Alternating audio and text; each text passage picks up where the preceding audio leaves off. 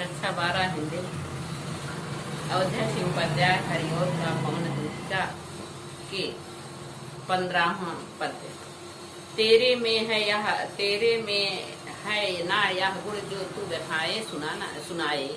व्यापारों को प्रखर मति और युक्तियों से चलाना। बैठे हो निज सदन में मेघ से कांति वाले, तो चित्रों को इस भवन के ध्यान से देख जाना। राधा पवन से कह रही है, हे पवन, तेरे में यह गुण ना हो, अगर तेरे में यह गुण नहीं है, तू व्यथाएं सुनाना, तू मेरे दुख को सुना देना।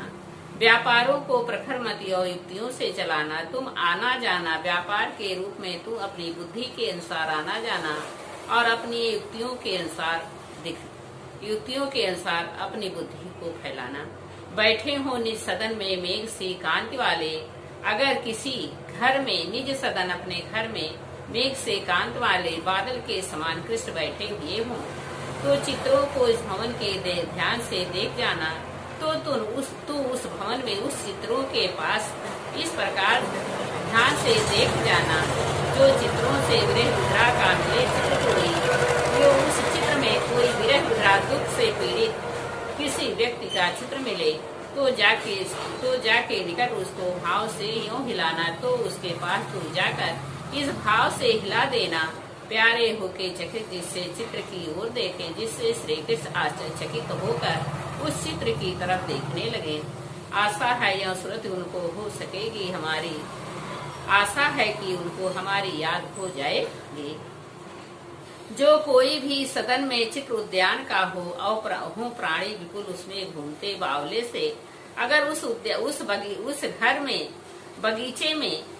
उस घर में बगीचे का कोई चित्र हो, तो और प्राणी विपुल होकर उसमें बावले के समान या पागल के समान घूमते फिरते हो, तो जाके स्वानिकट उसके यों हिला के उसे भी, तो उसके पास जाकर तुम उसी प्रकार हिला देना।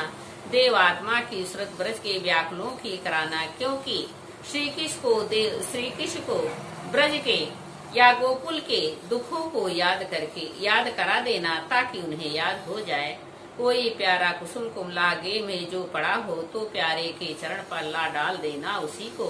हे पवन, अगर कोई कुम्हलाया हुआ फूल उस घर में कहीं पड़ा हो, तो प्यारे के चरण पर तू अपने हवा के झोंकों से श्री कृष्ण के चरण के पास या श्री कृष्ण के पैरों के पास उसे लाकर गिरा देना। यों देना ये पवन बतला फूल सी एक वाला। हे पवन, तू इसी प्रकार उस फूल के समान यह बतला देना कि इसी प्रकार एक बालिका मलाना हो रहे कमल पग को चूमना चाहती है, दुखित होकर आपके चरण कमलों को चूमना चाहती है। जो प्यारे मंज उपवन या वाटिका में खड़े हों, छिद्रों में जा कुड़ित करना वेणुसा कीचकों को।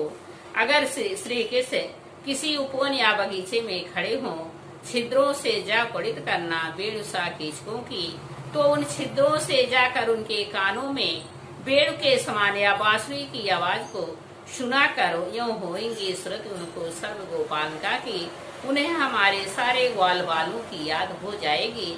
जो है बंसी श्रवण रुचि से दीर्घ उत्कंठ होती, जो अपने श्रवण रुचि कानों के द्वारा उस रुचि पूर्वक उस उत्कंठ होकर उस बंसी की आवाज को सुन लेंगे।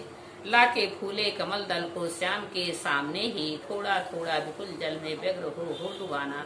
हे पवन, तू कमल दल या कमल के फूल को तू श्याम के श्री कृष्ण के सामने लाकर थोड़ा थोड़ा विपुल जल में थोड़ा थोड़ा उस जल में व्यग्र दुखित होकर डुबोते रहना। यो देना ये भगनी जतला एक अभोज नेत्रा, आँखों को हो विरह विद्रावार में बोलती है। इसी प्रकार हे भगनी या हे बहन, एक अभोज नेत्रा एक बिना नेत्र वाली हो गई है, आँखों से बार बार दुखित हो रही है और अपने आँखों को बार बार जल से डुबो रही है। धीरे लाना वहन करके नीप का पुष्प कोई, और प्यारे के चपल दृक के सामने डाल देना।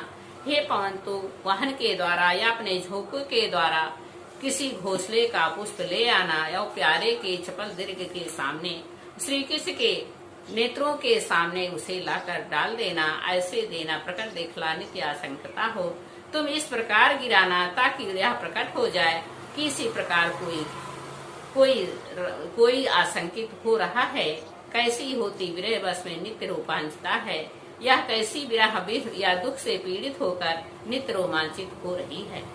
बैठे नीचे जिस बिटप के श्याम होए, उसी का कोई पत्ता निकट उनके नेत्र के ले हिलाना। अगर श्री कृष्ण किसी वृक्ष के नीचे बैठे हुए हों तो उसके निकट उस वृक्ष के पास जाकर उनके नेत्र के पास इस प्रकार पत्तों को हिलाना, यों प्यारे को विदित करना, चातुर्य से दिखाना। यों श्री कृष्ण को तुम इस प्रकार जानकारी चालाकी से दिखला देना। मेरे चिंता विचेत काल कालांत ही हो कांप जाना, क्योंकि मेरे दुख से पीड़ित जो मैं चिंता से पीड़ित हूँ, उस हृदय पर दुख से तुम भी उसी प्रकार कांप जाना। सूखी जाती मलिन लटका जो धरा में पड़ी हो, तो पाँवों के निकट उसको श्याम के ला गिराना। हे पवन, अगर कहीं मलिन लटका सूखी हुई मलिन लटका जो है पृथ्वी पर पड़ी हो, तो श्याम के पास लाकर उसे उनके पाँवों के पास लाकर गिरा देना। यूँ सीधे से प्रकट करना प्रीत सी वंचिता हो। तुम इसी प्रकार सीधे से श्री कृष्ण के पास प्रकट करना कि तुम्हारे प्रीत से या प्रेम से वंचित होकर मेरा होना अति मलिन हो सूखते नित्य जाना। प्रेम से वंचित होकर और मलिन होकर दुखित होकर वह नित्य सूखती जा रही है। जिस प्रकार यह पत्ता सूख रहा है। कोई पत्ता नवल तर का पीत जो हो रहा हो, तो प्यारे के दृगुगल के सामने ला उसे ही। राधा पवन से कह रही, अगर कोई नया पत्ता हो, पेड़ का कोई नया पत्ता हो जो पीला हो रहा हो, तो प्यारे के दृगुगल के तो श्री कृष्ण के दोनों नेत्रों के सामने उसे लाकर गिरा देना। धीरे धीरे संभल रखना, उन्हें यूँ बताना, उसे धीरे धीरे इस प्रकार संभल कर रखना और श्री कृष्ण को इस प्रकार प्रकट कर देना।